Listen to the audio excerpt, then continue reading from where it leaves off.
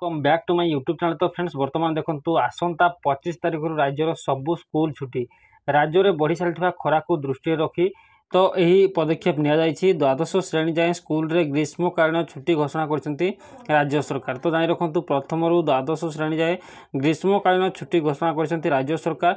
तो संभाव्य ग्रीष्म प्रवाह और पाणीपाग विभाग सूचना को दृष्टि रखी राज्य सरकार चलित एप्रिल 22 सोमवार रु 24 तारिख बुधवार पर्यंत 3 दिन पर समस्त सरकारी अनुदान प्राप्त एवं बेसरकारी विद्यालय को सकाल 6:30 रु 10:30 पर्यंत खोलिबा निष्पत्ति निया जायछि। तो फ्रेंड्स 22 रु 24 तारिख पर्यंत स्कूल कॉलेज खोला रहिबो। तो फ्रेंड्स एप्रिल 25 तारिख गुरुवार ठारू ग्रीष्मकालीन छुट्टी पई मध्ये सरकार निष्पत्ति नैछंती। तो ग्रीष्म छुट्टी समय सरकारी एवं सरकारी अनुदान प्राप्त विद्यालय रे छात्र छात्री शिक्षक शिक्षयित्री मानक पई शिक्षा तथा शैक्षिक कार्यक्रम निमंते राज्य प्राथमिक शिक्षा निर्देशक एवं राज्य माध्यमिक शिक्षा निर्देशक एवं उच्च माध्यमिक शिक्षा निर्देशक प्रत्यक्ष तत्वावधान में विद्यालय परिचालना करा जिवो।